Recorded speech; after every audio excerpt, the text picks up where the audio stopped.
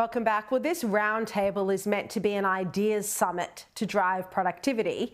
Yet look at what we're hearing before it begins tomorrow. The Oz reports that the Productivity Commission will declare a carbon price and its controversial cashflow levy are the most efficient ways to future-proof Australia's economy. I mean, seriously, a carbon tax, a cashflow levy?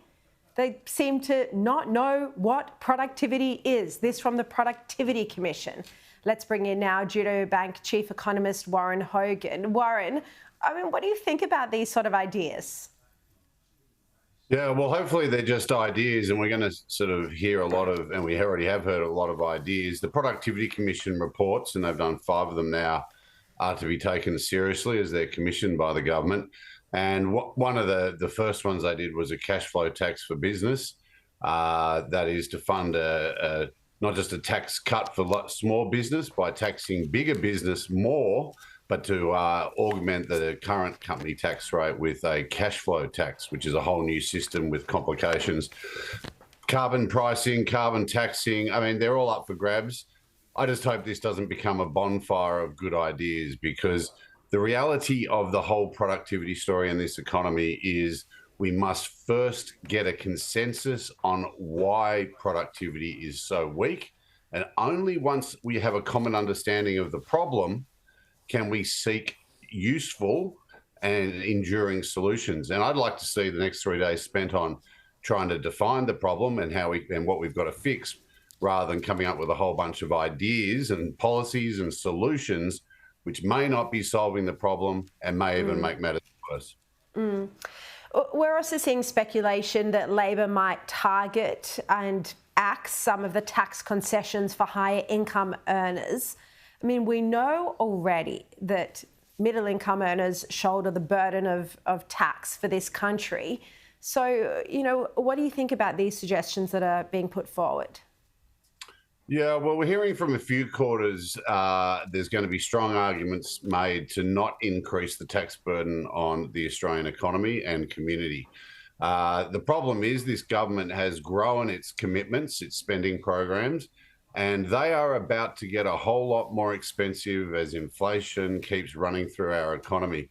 So they are naturally going to seek more tax revenues. But I think the real battlefront, and the first battlefront that should be fought by the coalition, is not to increase tax and to look for government efficiency. Because if this just becomes a avenue to increase the tax burden on younger Australians, that is income earners, or on wealthier Australians, then I don't think that's going to deliver an increase in productivity at all. In fact, it'll probably be detrimental to productivity growth over the longer term. Now, I want to ask you about Qantas. The federal court has slapped Qantas with a $90 million fine for illegally outsourcing more than 1,800 jobs. This is back in 2020 during the pandemic. Federal Court Judge Justice Michael Lee handed the company the fine. His final judgment was scathing on the matter, and he implicated former Chief Executive Alan Joyce and condemned the airline's conduct in the case. Have a look. There is no evidence anyone within Qantas investigated how the process was able to become too focused on protecting this decision from legal challenge, and why it was that a less than candid picture of what happened was placed before the court. The need for specific deterrence to ensure change does take place and takes root at Qantas is highly significant. Warren, it was a brutal assessment from Justice Lee. Will Qantas learn from this? I'm sure they will, but it's just another example of why there's a lot of mistrust of business in our community, and of course big business. So I think the scathing assessment is an accurate one, and we need character at the front of our business community. If not, we will continue to have this problem where it's workers versus capital. And of course, that's going to get us nowhere in a world where we're actually short of workers, and we need everyone to be on the same page. So I think Qantas's behaviour has been appropriately assessed, whether or not the financial damages are accurate.